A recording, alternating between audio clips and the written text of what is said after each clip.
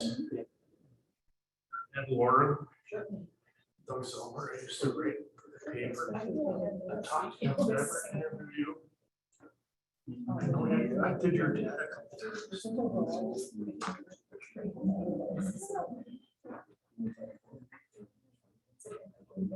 Good. That's right, you plan here. Oh.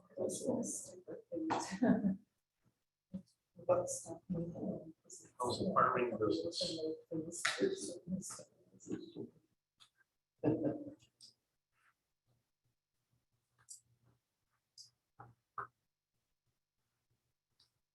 Full board.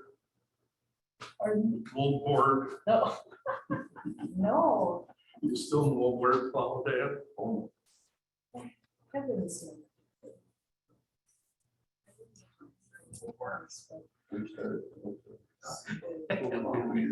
Okay, over 30 years.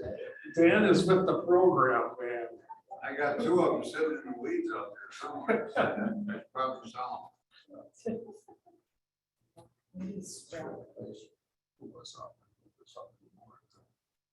First, I suppose you might want to follow. You know, where you're no. We don't do it.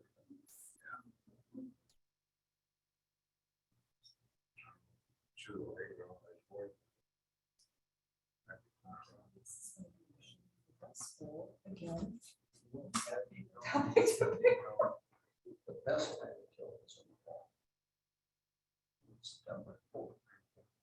Then you still got a couple for in the spring. Watch, participate, I never could sit down and watch the whole thing for whatever reason. Yeah, but, yeah. Over the job, but I think they're gonna keep it another year. It's so nice. We got 19 big brown bales. The worst hard country, and that's basically the same thing. The next mini chop, he got off late. It's just not fair. We had to move. Like, Right. But right matches between. You still mount them? Where all the money is, you know. Well, let's put this, That soybeans. let's put this thing, the milking is just part of the system. That we got to get from here, and then from here. Sure. That's what you gotta do. We got to have to be different.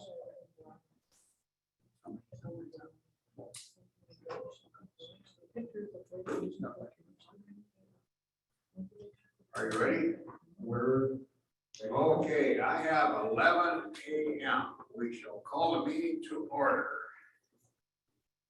I need confirmation we are properly posted under chapter 19. Yes, we are, Mr. Chairman.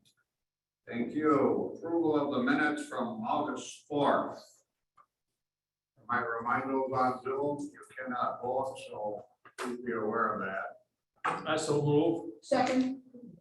I have a motion and a second to approve the minutes. Are there any discussion or changes? You certainly could participate in that, I think, if you have any changes. No, I'm good. Okay. Hearing none, all in favor of the motion, say aye. Aye. Opposition, motion carried unanimously. Public comment on agenda items. Is there anybody here from the public who wishes to comment on an agenda item?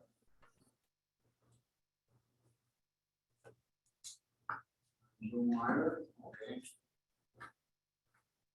Hearing none, we'll move to announcements. That would be Chad, our director.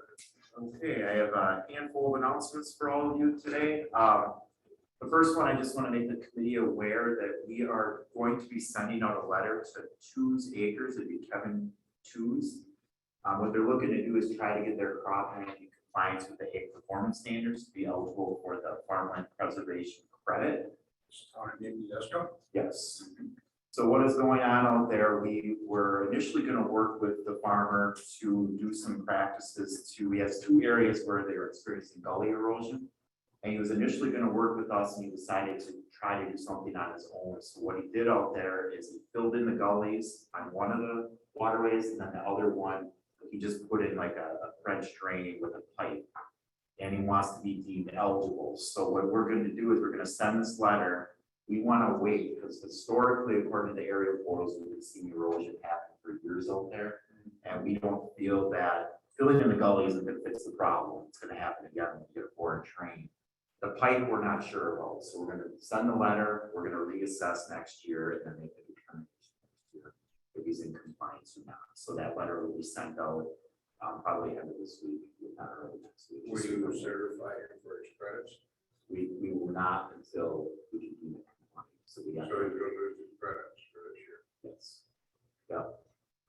So, does have the option to dispute it with the committee. I don't know if it'll go that route. That is in the letter that he has that option, but I just want to make you all aware of it. We'll see where it goes.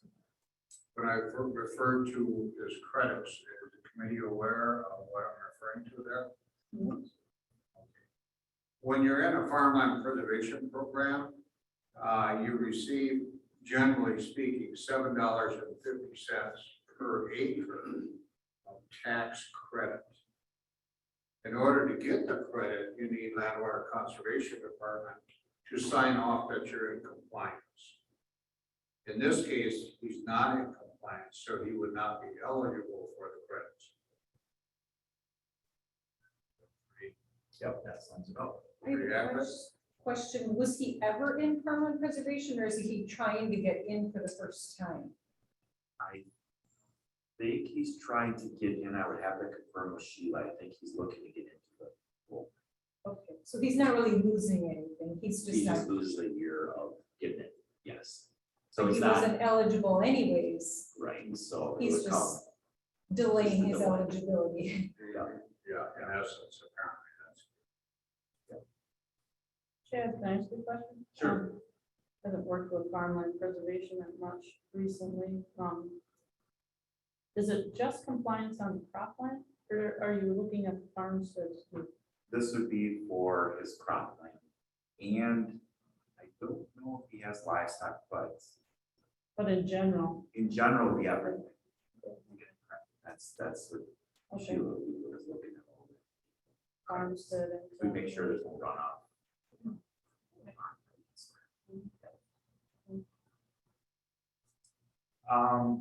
The one let the committee know, we met for the 2023 budget review with Executive Demo and Chairman Fari was there as well. We had just a couple minimal changes within the budgets, but I am going to have 2 add-on requests. So to refresh your memory, I had to meet my levy target for my budget. And then if I had anything additional, I had to do it as an add request. So I'm going to be asking for replacement for a truck for a 2003 F-150 to get that replaced. And then the executive is looking to have directors go to national conferences. So he wanted me to include that as an add-on to attend the national conference for national organization. I want to make you all aware that we will be presenting on wetland restorations at the State Wisconsin Woodland Owners Association, their annual meeting. That's on Sunday, September 25th. So it's the big event that's held here in Oshkosh, and we'll go to the Clarks Bay Corporation site. And then we'll have a station. We've done some big projects there, some wetland restorations we'll talk about. It's what's involved with designing, installing, the value of wetlands and that sort of. So it's some nice exposure for our department. They put a lot of publicity in their annual report and that sort of thing. Media might be there. So we did it 1 year before, probably about 5 years ago, and it was a really nice event. that's at the Expo Center. That will be at the Clarks Bay Corporation. They have about 800 acres out there. There's about 10 members of that corporation. And we've done multiple wetland restorations and 2 really large scale breakwater projects. Setting up. Oh, that'll be, yes, that'll be at the hotel, the convention center downtown. Oh, And then okay. countryside. Kind of do a satellite project. Yeah, that's their last day that they're here for the event. I think, can I add something to that? I think Saturday is at the Expo Center and then Sunday is basically just a field day at Parks Bay. I think they're gonna have a lunch out there and stuff like that. Okay, so they're set up to be over here for the public, okay. Yeah. They usually try to sell their machinery. I just wanted to remind the committee, I think that this was emailed to you. We're having a field day on the Gerke Family Farm on September 8th from 10 to 1. There's going to be a lunch provided. So we coordinated that with the Upper Foxborough Demo Farm Network. You're welcome to attend that. Rick Gerke has done a lot of work with soil health initiatives. So there'll be a number of different things at the event if you wanted to attend. And then the last thing I have, I just wanted to make you all aware, we are getting audited for our MS4 permit by DNR. And that'll be done at the end of September. So I just want to make you aware of that. Andy's going to kind of lead that efforts, and that'll be done with the partners that we work with within the county. So we'll see if anything comes out of that. If anything, it'll be enlightening if there's any things we need to change. A little bit that I read is there was some concerns as far as some of the erosion control not being on some of the sites, that will fall back to our planning and zoning departments, so they may talk to them. So Chad, is that I received an email either yesterday or this morning related to something where everything had to be checked. Is that the audit you're speaking of? I don't think so. I don't think you would have received that. I don't know Well, for sure. I'd have to see. I received something that looked like it was very labor intensive, Okay, that was related to land and water. And when I say labor intensive, it was one of those things is, am I invited or is this for you guys? okay. I would have to see it. I guess I'm not sure. Okay, I'll forward it on to you. Yeah, if you could, I'll take a look at it. I'll let you Okay, thank you. know. Sure. That is all I have for announcements, and I can turn the floor over to Mary Lynn. Can I just add, if people didn't already sign up for Gerke's, the deadline to register is midnight today. To make sure they have food for everybody. Okay. So, just throwing that out there. And then I'll introduce Lynn Solcheski. She's actually gonna be my new supervisor within a couple of weeks. She'll be the district conservationist over the team, which is now Winnebago and Allegheny County. So I'll let Lynn, I kind of talked about it a little bit last month, but just let her go into it a little more. Hello, Good morning. everybody. No, Chad from years ago, I used Long to time. work here. Yeah. I think NRC. Stephen was Sheriff County, right? Yeah. You opened with Sheriff. So I've been in the district conservationist position for a while. Actually worked with the Natural Resources Conservation Service now for about 30 years. I think this will be my 30th year. Then that's Scary. And I met Chad when I was working in out of Watoma, covering Washington County. And then they closed that office and I applied for the position over in Appleton. So I've been over there as a district conservationist for, well, since 2006.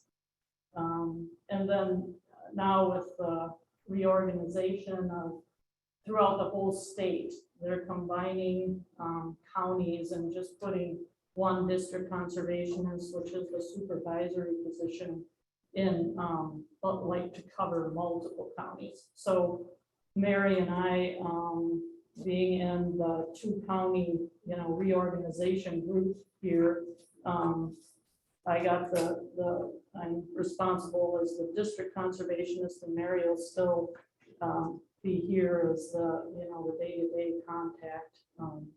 And it's just a reorganization kind of thing that's occurred. Might I ask, what's the reason for the reorganization? Well, they've been talking about this for years and years. It's similar to what they've done in other states.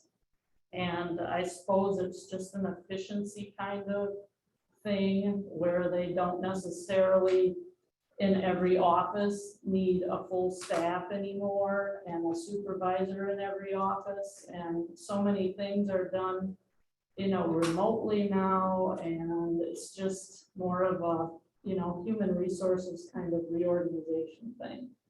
There's more staff to do field work potentially, but they don't need the supervisor in every office, is kind of the thought. So it's been in the works for a long time, and Wisconsin has been kind of delaying their major change now, but they've been shifting to this throughout the whole state now. So like Wapaka, Shawano, and Menominee are all one group under one supervisor, and then Outagamie and Winnebago, Brown County, Door and Kewanee are all one group, so there's one supervisor there. So yeah, it's been shifting the positions and job descriptions throughout the state. But anyway, just to let you know a little bit about me, I actually live in Winnebago County, over west of Winnebago, and my husband and I have a small farm. We raise a few head of beef and chickens, and he used to work full-time at the school in Winnebago as a custodian. Now he's retired, but then has a part-time job. But we still live there, and I've enjoyed working over in Outagamie County now since 2006, like I said, and I've really enjoyed the people and the work environment and the farmers, the landowners over there, and I'm looking forward to meeting all of you a little bit more and working with you. So, as of September 25th, I guess, is the active date for the shift in the positions regarding Mary and I. So how often do you hear within this building? Well, there isn't really any set time frame. I mean, if the need is here, I'll be here. I drive by here on, the Highway 76 interchange every day, so I can stop by and do whatever I need to do. And, it all depends on, what's happening. And Mary, wants me to be here for some reason, or there's meetings, or, being here for the LCC, whether it's me or Mary, kind of play it by ear, I guess, and see how it goes. But, at least one day, possibly per week, at least. Not that far away when I'm at the thing. One other thing I'll add, as far as like the combining field offices into kind of like a team, is like the staff is shared. So it would allow more people to come here and work too. I mean, and not like people couldn't before, but we kind of have the same goal, is to service all the landowners. And, up until this reorganization, I mean, for long periods of time, I didn't have any employees here. I mean, I had Levi for a couple of years, and prior to that, it was intermittent employees, for summer, or, whenever they could fit it in, if they were in college or whatever. So I had a hard time, and I think I got everything done, but it was really stressful during, field season and stuff like that. So Lynn has more people on her staff that will actually be shared between the two counties now. So to make us more efficient as far as getting field work done and working on applications and contracts for cost sharing. So hopefully, and we're supposed to work as a team. It's just that I'll be here, she'll be up there, and then the other staff will go back and forth between the two offices.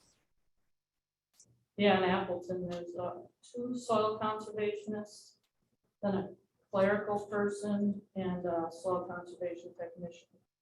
So all the staff will be shared between the 2 counties as needed. Have you filled the open technician position?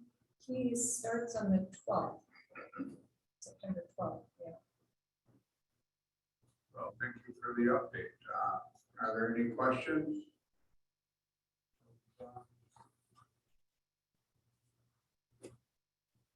Okay, hearing none, then I guess we'll move to the committee chair report, which myself, I want to make you aware of a pending resolution. I'm sure the county board members are aware that Supervisor Norton and myself drafted a resolution to amend the county board rules that would allow members of a committee to vote remotely. That resolution has gone before judicial committee and it failed. 0 to 5. All 5 persons did not support it in committee. I got a call yesterday from Mary Ann, which is the corporation counsel for the county, asking me if I wanted to advance that to the full county board. And my response was yes. I believe it is important for the county board at large to enter into this discussion. So if members of this committee support that resolution, I would hope that you would make your concerns known when it gets to the full county board, which should be in September. Do we know why they all voted no? I do not. I don't think the minutes are available yet, are they? I didn't go online yesterday and look, but no, I did not. That Mary Ann elaborated something, generally speaking, that people feel that if you're an elected county board supervisor, your obligation is to attend all meetings in person to represent your district. Now, is that feeling unanimous among all 5? I really don't know. That was her impression of apparently what was being said. I think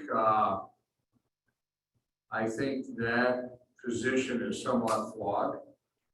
I think there are reasons that people occasionally might want to attend remotely. Could be sickness, illness, medical issues, work issues, the list goes on and on. So I think to tighten up that is a little stringent, especially on the committee. So I'll present my point of view, obviously, when we introduce the resolution. So just so you're aware of it, that's coming forward. If Mr. Norton supports it also. I fully support what you are doing, Chuck. Thank you. I also support it. As I sit here remotely, unable to vote. Well, thank you. Let me elaborate a little further. And we just had this morning, it just happened. We have 2 of us are remote. Julie Gordon and Bruce Bowman. Okay. Then we have this issue with the FSA chairman position, which is Mr. Stokes. And the federal government is actually saying that he should not be here to represent FSA. Of course, we have a state law that says he can and should be here to represent FSA. So there's that conflict. But had one of you not showing up and they can't vote, we wouldn't have a quorum. I'd have to cancel the meeting. So that's kind of where this is.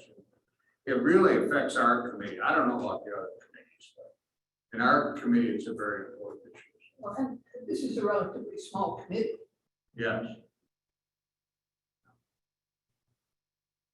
We'll see how this works going forward.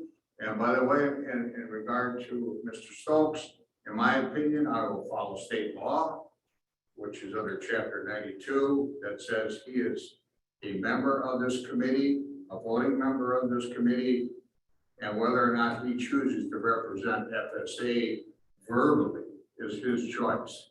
But I certainly recognize Mr. Stokes as the chairman of the FSA committee and a member of this committee. So that's my position on that. That's where it is. They don't like it, they'll change state law, right? That's right. That's kind of where it is. Are there any questions of me before I move on? Can I ask a question? You most certainly can. I was just wondering, did you meet in person through the whole last 2 years? You always had in-person meetings, or? Oh, no, we did a lot of Zoom meetings. But the That was a chairman while or the ago. vice chair must be present. That changed recently. in person It was a couple months ago or so Yeah. that they brought that resolution forward. Oh, okay. at 12:15 a.m. the day after our meeting. It was a 6.5-hour county board meeting and was brought in after midnight without going to committee. So that's where we are with this, but that's in the past, it is what it is, so I think going forward, we need to get this amendment on the county board for, and hopefully get it passed. It does have a large importance to this. Any other questions on myself? If not, we will move into the business side of the meeting. And that is discussion on producer-led watershed protection groups and grants. Water Conservation and LWCD staff. I assume, Chad, you want to Yes. introduce this? Yeah, so I wanted to just bring this forward to introduce it to the committee. We're starting to get some interest out there from one farmer. Was really interested in starting a producer-led group, and I just found out we may have a second farmer. So the idea behind this, it's through Department of Ag, Trade, and Consumer Protection. They have a grant program where you can apply annually for grant funds up to $40,000. And the idea behind it is, it's just as it states, it's producer-led, so the farmers really push this effort. There needs to be at least 5 eligible producers within a given watershed. And that's the map that I had sent you that kind of shows the area that we're looking at for one of the producers. So that kind of that greenish color, that would be the area for the one farmer. Jim Leakey is looking to get one started up. He runs 40 acres within Winnebago and then runs the rest of his land within Allegheny County. But we're looking to get farmers within Winnebago interested as well. What watershed is needed? That's the Rat River, Okay. and then it would lead into Hucktown into Lake Poison, so we can go a little bit bigger according to DADCAP to try and get more interest with producers. So again, it's producer led, so what they need to do is get organized. They need to get 5 producers that are interested, and then they need to form a structure, whether it's a board or however they want to do that within that group. And then the money is there to do that. There's money for innovative things like soil health initiatives, field days, a number of different things. But the one thing that happens with this is it's not just done with the farmers. So there has to be a collaborator that's identified, and a lot of times that's the land conservation departments that work behind the scenes with these efforts. So we would be helping manage the grants and all the paperwork to work with them and make sure deadlines are being met and that sort of thing. So it's not just they apply for the grant and there's no work that has to be done. It could be work within our department. Does that $40,000 get shared between the 5? That would get shared for the efforts and then for those farmers that sign up for the soil health initiatives, yes. And there's a lot of unknown at this point. It's a minimum of 5. But there's a lot of different angles you can go with this and how those funds are spent. So they can be spent on, I think, waterways. There's a number of different things. They don't just No-till, get buffer cash, strips, grass waterways. What's that? They don't just get cash for being part of the group. They have to do They have something. to, correct.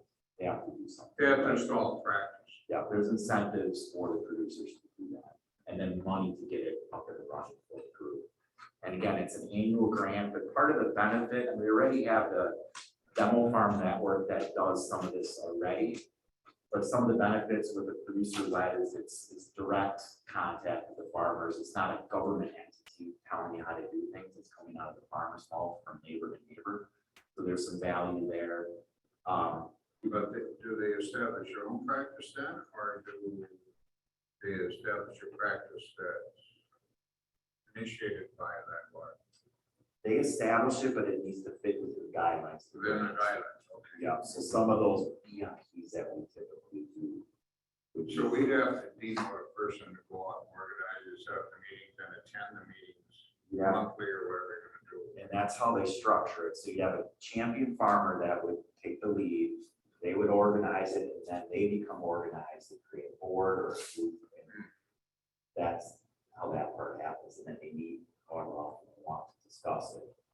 But then our department, if we're chosen as a collaborator, would be working with them to help organize a lot of it. So we're behind the scenes, but at the face of it, the farmers are kind of leading.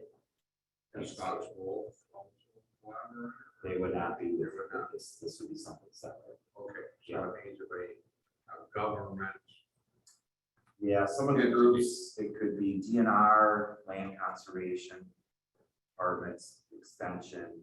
It could be a nonprofit, it could be Gospel, but this initiative right now, I'm thinking actually housing it in that. You know, the creation of the new watershed specialist position, the focus of that is soil health initiatives. So this would be a fit if we were to do this for that work will that we put it on. So it's Scottish Wolf would be a resource. It could be a resource, yeah, for disseminating information, field days. You think they'll work? Think we can get 5 farmers together? It sounds like it's gaining momentum. We don't need to, they were looking to go after this year, but the deadline was September and I had to put the brakes on it. For it to go through committee, county, there's an MOU created. So we'd be bumping this to next year to get our ducks in a row and really look at all the facts before we advance it. So there would be, if we're the collaborator, we have to do an MOU with the producer by group. And then install all the rules and check the team. And the grants would fund through us. The grants would funnel through us. So we have to do the budget issue. Your county board, oh, we got Yes. Yes. The umbrella of the Board of Farmers, does that then expand? It can expand within that watershed. So if other farmers want to become part of that group, my understanding is they could sign up for that group and then, but that they structure it. So they have, say they have 5 board members. I don't know if they would allow anybody on that board, but you could be a part of the producer like group. Sure, but any farmer would then be able to come under that umbrella. That's my understanding, within that watershed. that Yeah, I gave you. okay, Yes. okay. Now that's, again, this is the one farmer that was really interested in the map I gave you, and I just found out this morning that there's another farmer, Eric and Walt Whiting, are potentially interested in getting a group started. Again, these are the early stages, but there's rumblings on the landscape as far as there being some interest. So just wanted to make you aware of it, but whatever happens, it would get one through committee first. Goes through committee and then to board. It would with the MOU and yes. So as a resolution at the board level. Yeah, if there's a multi-year contract, it would have to go to county board. It's a 1-year contract at once. Okay. But if I do it next year and I need to bring that money and I don't have it on my budget, I would have. Yeah. So it's just in a nutshell, I mean, it's not government telling you how to do things, and sometimes it's your message coming from the farm. That's really nice. Yeah. How are you going to publicize this? Where? Well, what you have in your hand, that was given out at the field day in the Rat River watershed, it started drumming up the 5 farmers and drum that interest. Beyond that, then if there were 5 farmers, then those details would be figured out, the whole reach. So you've got multiple watersheds here, right? So. That's a Hawk 10, yeah. So that's a little bigger area. We didn't want to just focus just on the Rat River, which you see right on the north here with highlighted in that green. Yeah. That's our main focus. That's the highest polluted watershed within the county. We're focusing on that right now. Okay, so we don't want to get this group started in a different watershed at this point in time. Right, this Okay, group is all still in that focus area, but part of the reason we got the interest is because we're doing a lot of outreach within the Rat River watershed because of the grants that we have and the focus of this department. So that's how he became aware of us. He has a drive to want to do producer led. So that's kind of where it all started. But then again, we go into the Poison watershed just. Yes. Yeah, so it'd be that whole area. So I will keep you posted if things advance. We're gonna keep in talks with the farmers to see if they want to move forward with it. If it does, I'll keep you all of it. Chad, Whitings are in a different watershed. That would be a separate watershed. That just came up today. Oh. They're interested. Yep. Our initial focus is going to be on. Right. Did Jim approach you about this, being interested? Oh, really? Not myself, one of my staff. He Oh, approached okay. it. He's gung ho. not only with the producers, but also, the kids through education, soil health, we want that to be a component of the school. So, I've worked with Jim for years. And Yeah. I'm surprised. right? Yeah, he seems very just gung ho.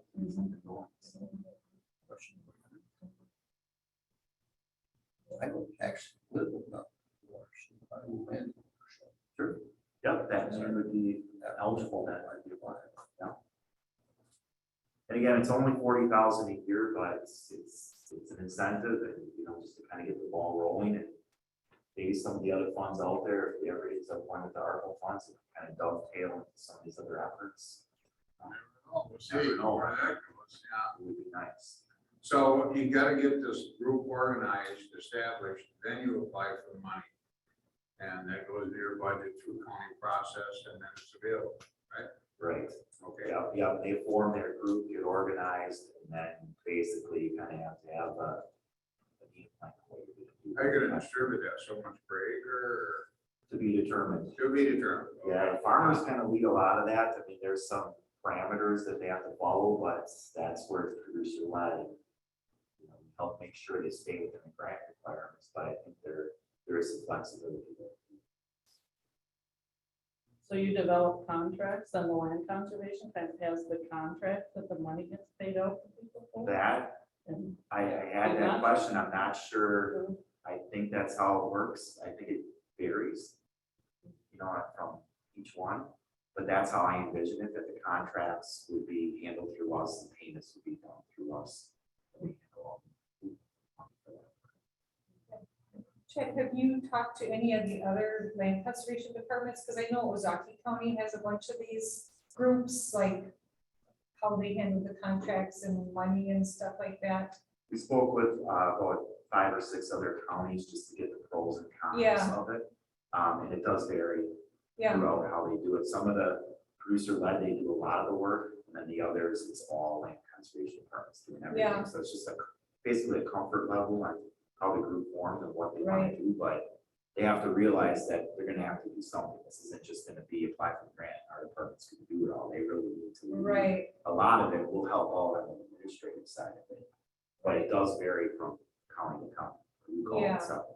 because I know like Sand County Foundation was involved in some of those too, where they were doing the admin on the grant part and, following up on installation of certain VMPs and stuff like that, so. Yeah. I Yeah, guess that would so. all be identified in the MOU once we get to Yeah. that point, what the roles are in each.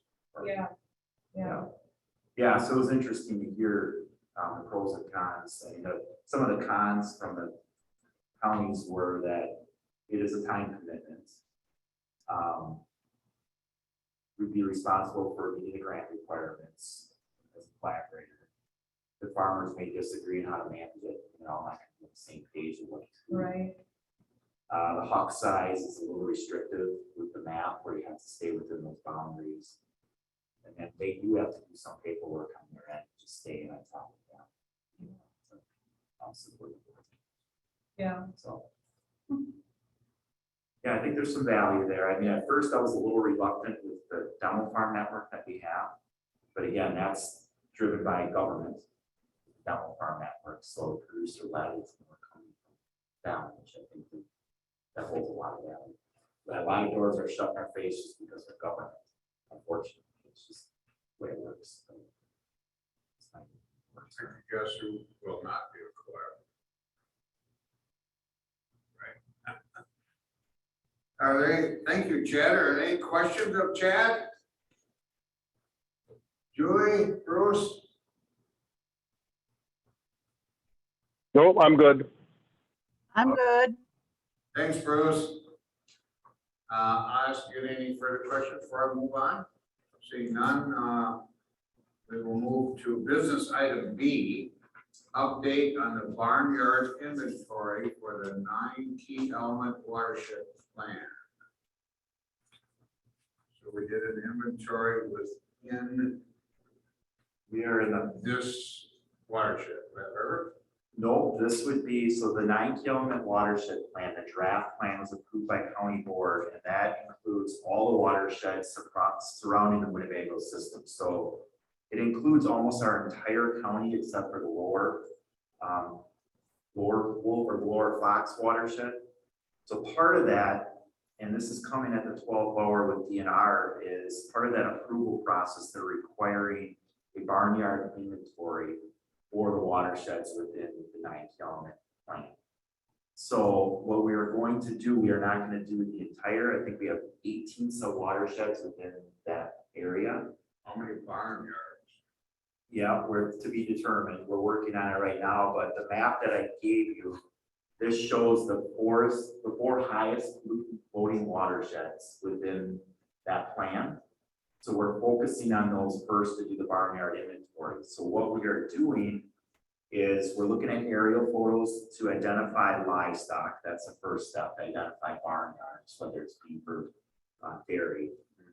And then we're looking to see if there's any runoff, any concerns, if we can visually see any runoff getting to surface water.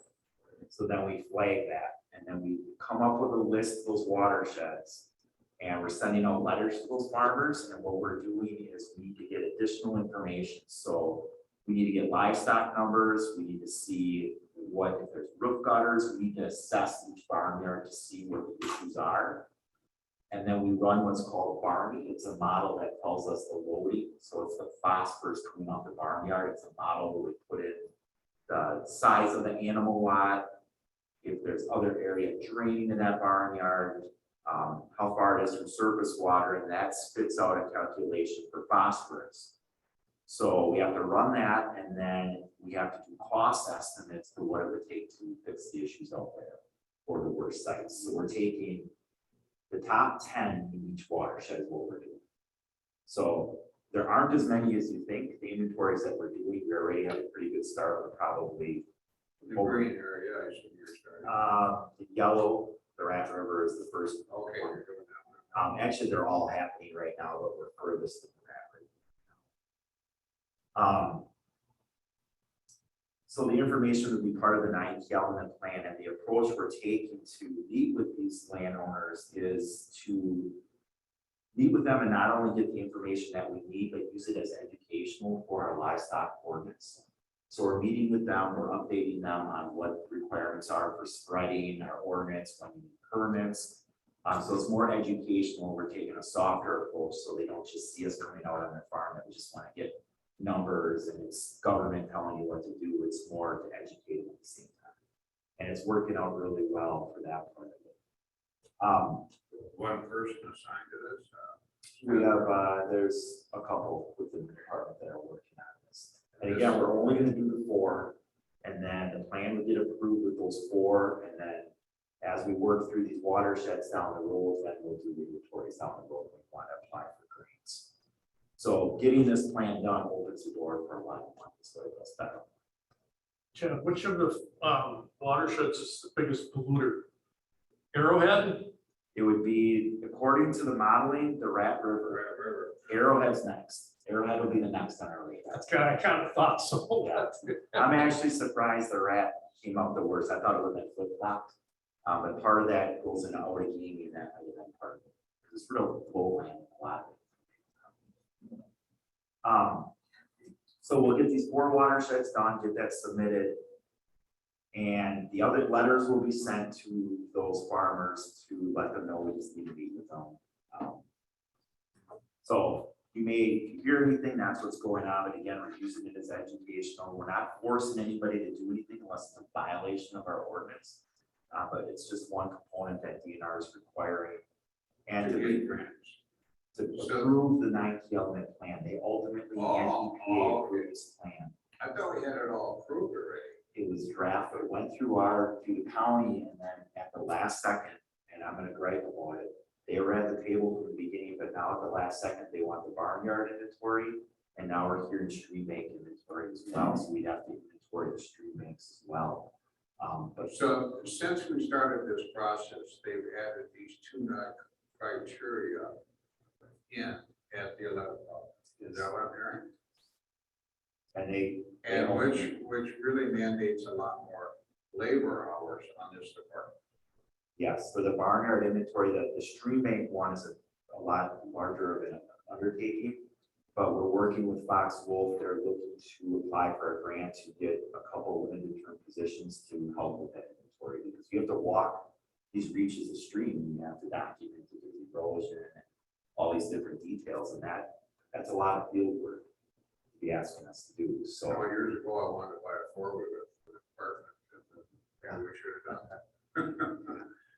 Oh my goodness. Are we gonna need any additional staff? no, if anything, it would be summer help, but I'm hoping Fox Wolf gets that position. The barnyard inventory we have handled. Okay. We're just in the process of sending out letters and keeping that moving. The big reason I wanted to bring it up is obviously the awareness to be an update on where the 9-element plan is, but then as letters get sent out to some of these livestock owners, in case you get a call, questions, you're aware now of what we're doing for the barnyard. So So when you speak of barnyard, it makes me think of cattle, goat, sheep. Do mink fall into this? Because I've heard No. that they can be a pretty big problem. this is pretty much your beef cattle and dairy, so we're not looking at horse pastures or anything like that. Not for this inventory, for the barnyard inventory, but we are looking at all animal lots as we do this, because we're already looking on the aerial photos, so we are doing it for our ordinance. Our livestock ordinance does regulate all livestock, whether it's horses, chickens, any of that. If somebody puts up a building that houses horses, and we see that it's up on the aerial photo, they didn't get a permit, we have to go and do an after the fact permit. So we are identifying those sites as well through this process. Food cables, Cables are regulated through the DNR. but it's not.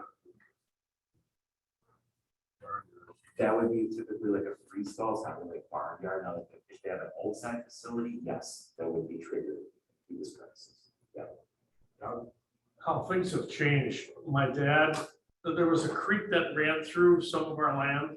And this is in the 50s and the 60s. My dad spread manure all the time. And I know there was a lot of runoff into this creek. But back then, nobody was really that concerned about it, you know? And the cows used to stand in the creek too, right? Yeah. Yeah. So. Yeah, those are definitely red flags. Yeah. Now we're looking at the aerials, and the nice thing is, you know, the aerials kind of tell the story. You don't want to be big brother in the sky, but it helps us be efficient in the work we do. We look at those aerial photos and narrow it down where we need to go and spend our time. So, 4 years later, and this is where we are, makes you wonder where the next 4 years is going to go, right? Yeah. Thank you, Chad, that's very informative. Well, let's hope it works out. It's a little unfortunate that we're being burdened, but that's probably the case to get this 9-element plan passed, but we'll jump through the hoops, I guess, right? that's what we're doing. It is definitely frustrating though, when early on, we sat down with the same individuals and none of it was brought up until we kind of get the plan approved. Are there any questions of Chad? We lost our Zoom, I guess. Chad, you have a 9-element plan that was approved years ago, and this is. I have no questions. This is in tech. I'm good. We'll be right with you, Julie. Sorry, that's okay. So this, what we're doing is it's one umbrella for a 9-element plan for all the sub watersheds around the Winnebago waterways program area. We have a group where they're focusing the effort. I think there's 30 sub watersheds that surround the system. So it's not just our county, it's Calumet, Fond du Lac, Sharon. So this plan, this 9-element plan, would approve all those watersheds essentially. Instead of doing one 9-element plan for every watershed, it's expensive, it takes time. So we're working with DNR to get it all done in one umbrella is the plan. So the draft plan is out there, and these, like I mentioned, these are a couple additional requirements that they're having us do before we can find. So the other counties have to do the same thing, and focus on, okay. In summary, in order to get their money, you gotta jump to you gotta play their game. Yeah. We're used to that. Julie, you have a question? No, I did not. I just said I was good. Okay, hearing, anybody else have a question? Chad, thank you once again for that update. very important, and I appreciate your keeping us informed on this stuff here. Any other questions of Chad? If not, we'll move on to the next agenda item. I believe we're on C, that is to update, review the changes to the county GIS system. We have the GIS coordinator with us today, running Yes, the machines. yeah, I am here. Thank you for a few minutes of your time. First thing I'm gonna do is share our screen so that our Zoomers can see what we're doing here. Can you folks see the screen? I can. Okay, good. Hey Chad, would you mind just hitting that light switch just to kill the? Yeah, perfect. Okay, so this is kind of a good segue. Chad was discussing the livestock inventory. And what we've done here internally at Land and Water Conservation is started to utilize online GIS mapping. GIS, for those of you who aren't familiar, is a computerized mapping system, geographic information systems. I am a GIS specialist for the department. So what online mapping allows us to do is to distribute maps online, which is great, and edit data and access all of this information from a software standpoint. Not to get too far into the technical weeds, but it's much easier for our computer IT staff to administer web mapping as opposed to everybody having software on their desktop. Very similar to the way you may do a lot of your work today online on the cloud or something like that, as opposed to doing everything on your Excel spreadsheet or something like that. And the other big part is it's a cost savings for us. So that there's other reasons from just being on the web. But what we've done in particular with this map is in the process, Chad was referring to using our aerial photos. So our staff would go in, let me see if I can do this, and use our online map and identify areas that would fall into these criteria, whether there was an issue. So if there was a problem, they would classify it with a yes, a no, an unknown, NA, not applicable, or Barney, meaning that it would have to be addressed in the Barney software. So we found it to be a really handy way for our staff to, very quickly run through that inventory. And it's been a good tool. We have a lot of different layers that we can turn on and off. As you can see, a variety of other information. We can add our tax parcel information. And a lot of these things are available. We can go back and we're showing our topography, which is obviously very important when you're looking at drainage, right? So a really handy way for our staff to manage our data and manage our inventory. So this was a nice tool that we use to get that done. If I might Yeah. interrupt with a question. You bet. I'm looking at how far can you zoom in? I mean, how detailed can you? Sure, yeah, great question, Chuck. So we Can I identify the guy driving the tractor? on this information, these aerials are really nice. You've got about a 6-inch area of ground, 6-inch resolution to the pixel.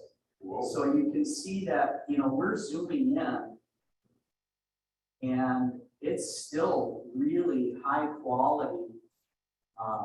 Oops.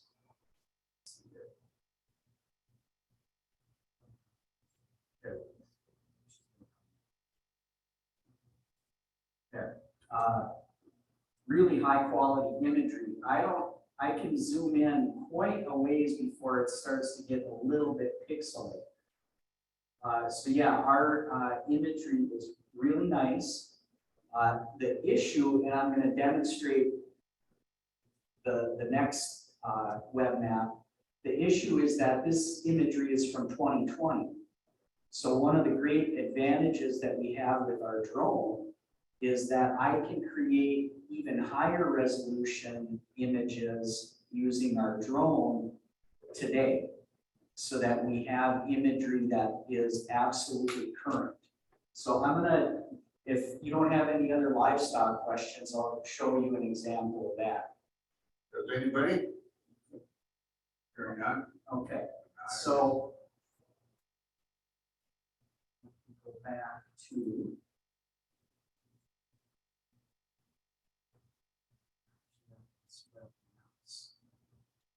and this is another little change internally that we did. I'm the GIS specialist for land and water conservation. There's GIS staff downtown that is housed with planning and zoning, and they do a lot of the, I guess, back end and county-wide systems. We recently did a website update as far as how the website looks and how it's organized.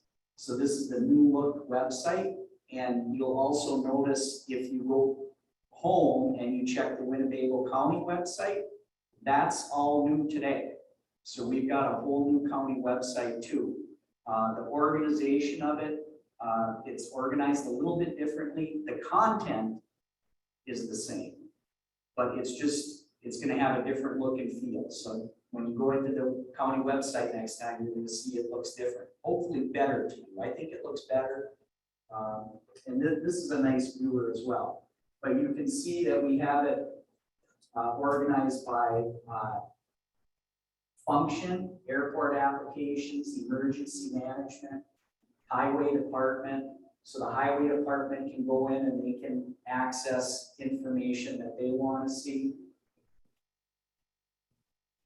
And then you see our department. And now these are all things that we use internally to manage our different types of data that we look at. So I'm going to go into our Great Wall viewer. And this is pretty focused on all of our Great Wall information. And I was just out recently at our Stabno Great Wall, and I'm zooming in to what you'll see here. This area is a aerial map that I created with our drone. So you'll notice much higher resolution. And what's really nice is we have a tool here called a swipe tool that essentially what we can do is show what was there before. So just case in point, when we're talking about the 2020 aerial, you'll see there's no information there. If I turn off our Great Wall layer and go back to my swipe tool, so we added some really valuable information because I don't know when our next county-wide area is going to be. It could be 2025 before we get it. But now we have really nice, high-quality resolution. That was installed this winter, that Great Wall, that bottom 2/3 of it was installed this winter to be able to see. Now you can see the vegetation already starting to grow behind it. That darker color represents clear water. We have to wait. How many years do we have to wait for? 3 to 5 years before you get flights? Yeah, 3 to 5 years is typically what we're, between flights. So, Did we get that finished now, or is there a section that wasn't done? So that bottom break wall, it's interesting you asked, Chuck, I just got an email that they connected with Radke's and we're gonna be meeting with them soon, but that bottom break wall, we wanna extend that, use them out just a little bit, sure. You can see that emergent vegetation, those are native Phragmites, cane beds. So I wanna bring Can it you maybe put your cursor on where he's talking about? right there. Right there. So we wanna go another 70 feet to protect it from your. Straight south, or you're gonna curve? It's gonna, we're gonna curve it, so it'll protect it from the winds coming in for a majority of those. It was supposed to go that far. Yeah, that is a pretty good gap there, isn't it? That's a, yes, and we were supposed to go that far, but the Wolf River and the currents, we didn't have enough ice. And we just had to stop right there. So So you can't drive on the top of that. they actually did that to build it, but it's just, they couldn't get back out there to work their way out. Okay.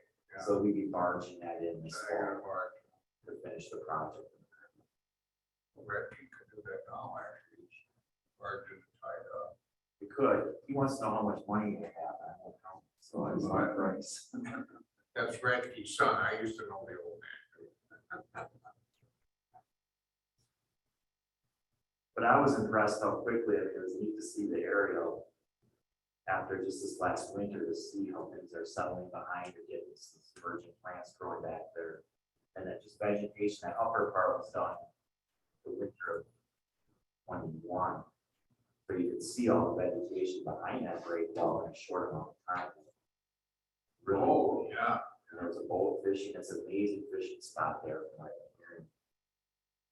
So your new computer systems allow us better viewing of what we are detailing. well, this really has, everything to do with the drone. If we didn't have the drone, we would not be getting this image. That much clarity.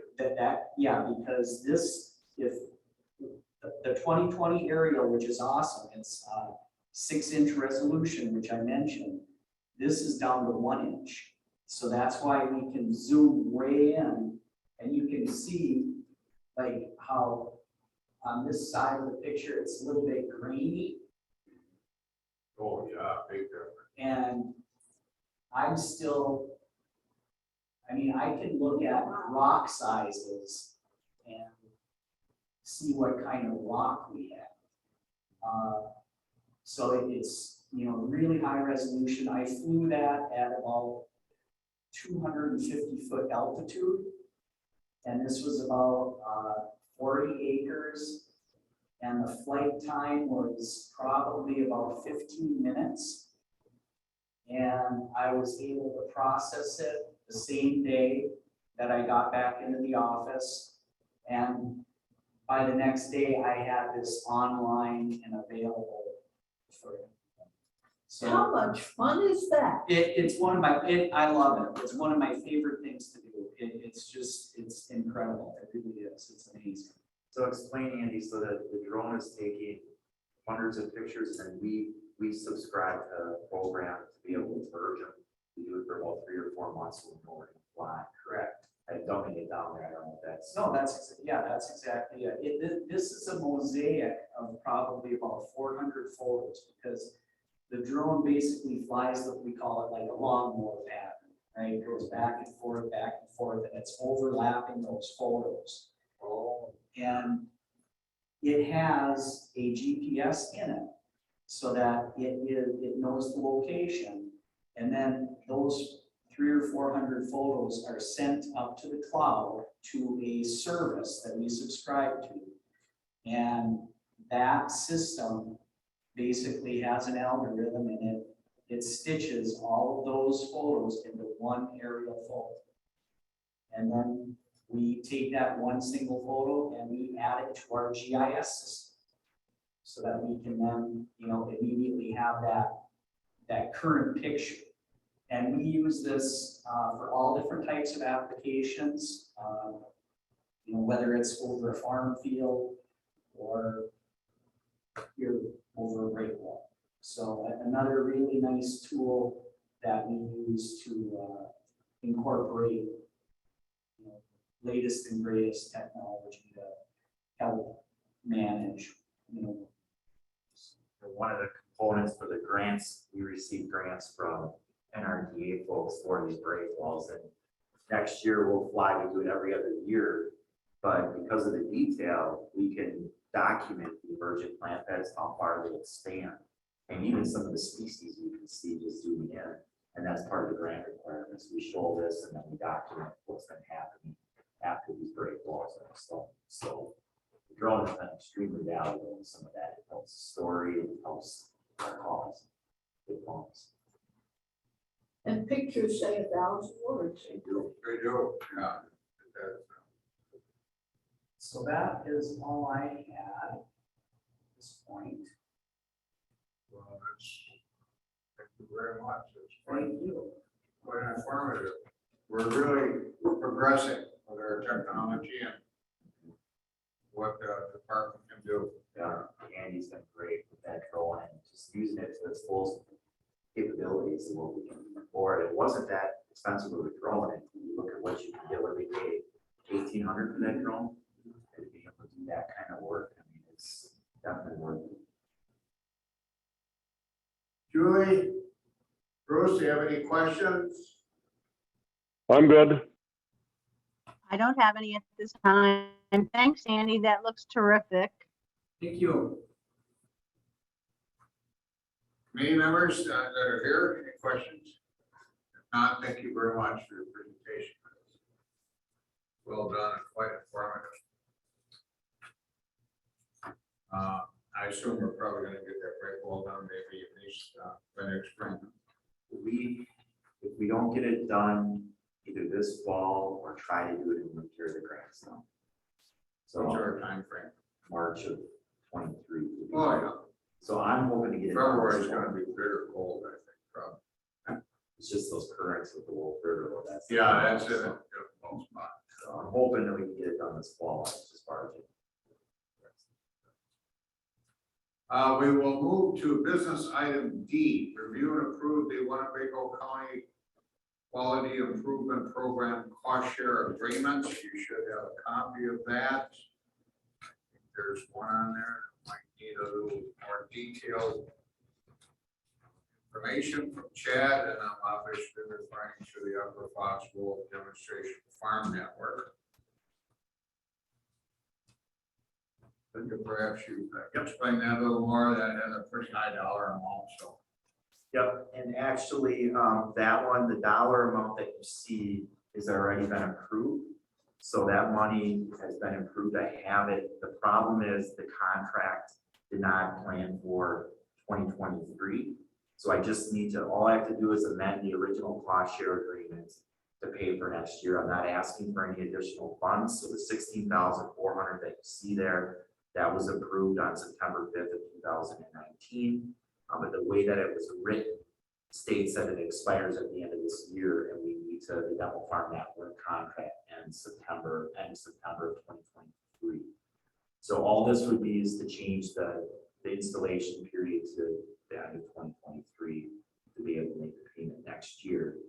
And then that group, they're looking to extend the demo farm network at that time, and then that would come to the committee asking for additional funds. So what this is, it's 25% of the cost for the demo farm network.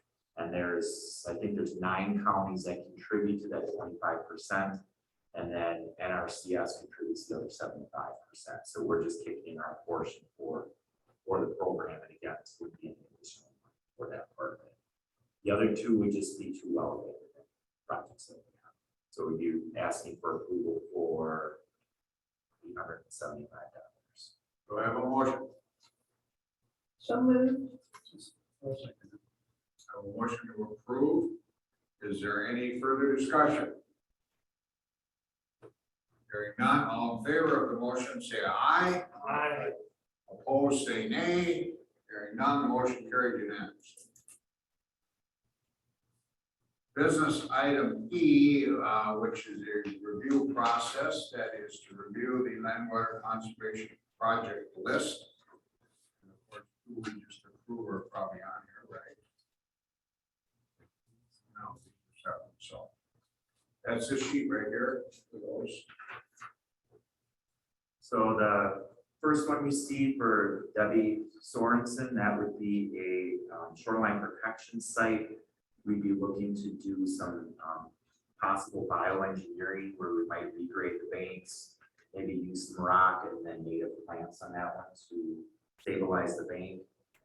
And then the other one, Kyle Sorensen, that one would be riprap, if I recall now. So riprap and then maybe a buffer, we don't know yet, for Sorensen. And then Wackelson, that's just a well abandoned. Okay, that doesn't require approval. That is simply a review. Are there any questions of that document and that projects? Hearing none, the next thing is a motion to adjourn. Do I have a motion to adjourn? I move we adjourn. I have a motion and a second to adjourn. All in favor, say aye. Aye. Right? We are adjourned. Thank you very much.